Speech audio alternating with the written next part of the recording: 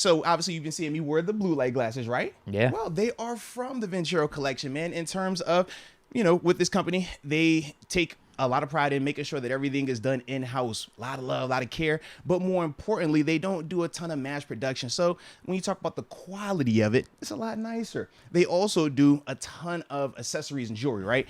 Deke had a chance to see some of the watches that they make, and they're pretty daggone nice, might I They're really add. nice. Some of the jewelry, bracelets. Well, I might need to get necklaces. some of those glasses too once I get LASIK coming up here, because those would be nice, little blue light action. Absolutely, man. But they also have, your regular sunglasses as well. But the thing that they do that sets them apart from other brands are their price point. They try to be very affordable while still giving you a nice feel, a nice quality, to their stuff and things like that. So with that being said, when we talk about them, we got promo codes, and that promo code is MOATS. If you use that, you'll get 20% off along with free shipping on at VenturoCollective.com. So you see it right there. So like I said, definitely want to check them out, show them some love. But, shout out to them. The accessory gang is fire. And like I said, it actually does help. I know for me, I like to keep my eyes working properly all this screen time I'll be having. So shout out to these blue lights, but more importantly, shout out to the Venturo Collective. A lot of people are talking about Coach Cowher and what he said yesterday. He was like, we're not setting up Pickett for success.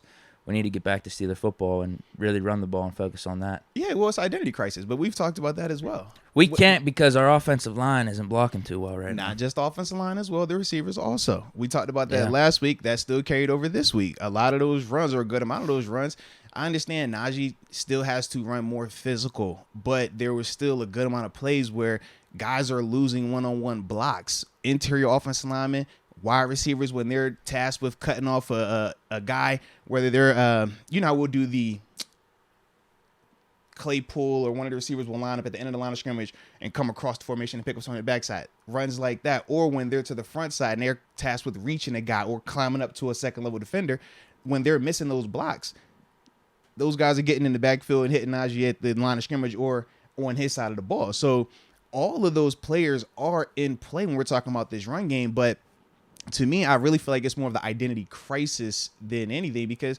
we still don't commit one way or the other. We don't commit to being a pass team. We don't commit to being a run-first team. We kind of go back and forth, and it's like we'll get stuck in no man's land, essentially, where it's like if you commit to running this ball, we saw some of the success that we could have out of that.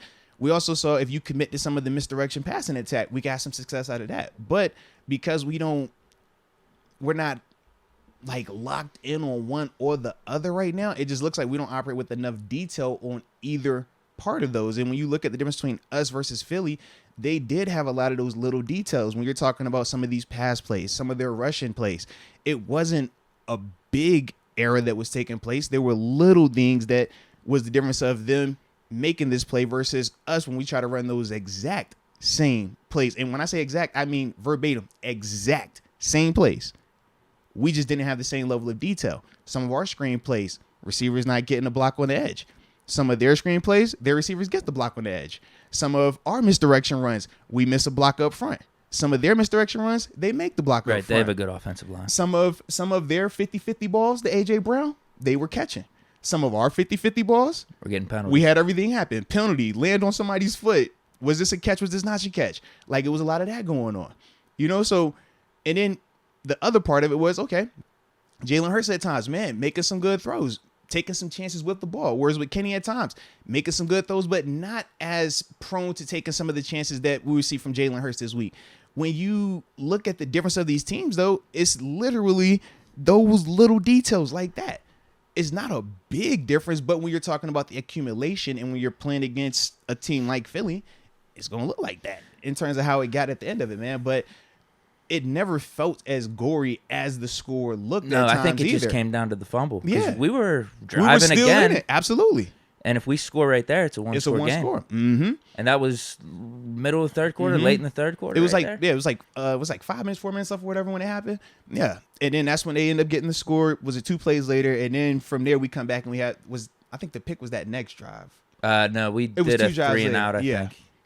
Yeah, the pick was I think it was literally our final drive. one. And then they ran it out, from what I can remember at least.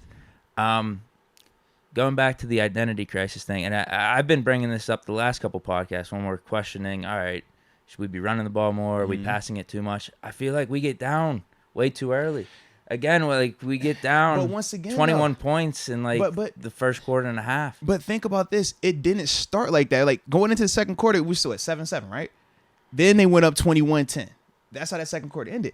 But even with that, it's like, is that enough that you have to completely abandon like trying to run or trying to be more intentional with the run? And that's the thing where I don't necessarily feel like you have to get like that, but I think the combination of what happened was this. Not only did they get up, because it's fine with them getting up, I think it was in the manner of how they started to score. It was no longer having to be them driving. They were scoring on explosive plays. And when that happens, it on the field and coaching wise, you feel that sense of, man, this is about to get out of hand. I can't be patient. But that was because they started giving up the deep pass. Prior to that first quarter, we weren't tripping. We weren't thinking about anything crazy because it was like, what? Make them snap the ball. Okay, you hit that crazy play, middle of the field. Minka doesn't make the play. All right, cool. That's a one-off. You live with it. But then it's, okay, we get another A.J. Brown. Then another A.J. Brown. Now it's like, man, those are 3 bombs. And it felt like back to back to back.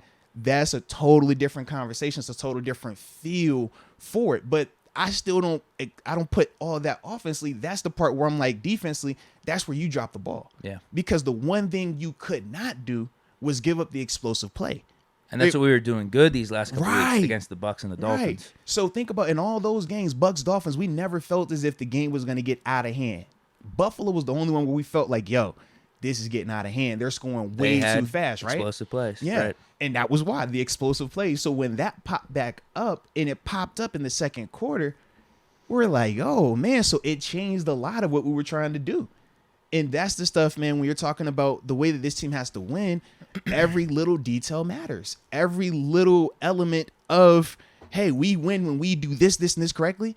We don't have a team currently right now where we have a large margin of error, where we can mess up on a call, where we can not have as much detail on a block right here, or we can cut this run off a little bit sooner. We don't have that. We have to almost operate with, a 90% completion rate. Well, and if we do, it just can't be the explosive plays. Right. We can give up a 15-yard run. Mm-hmm. That's fine. Let's just stop them in the red zone. That's what we did pretty good against Miami.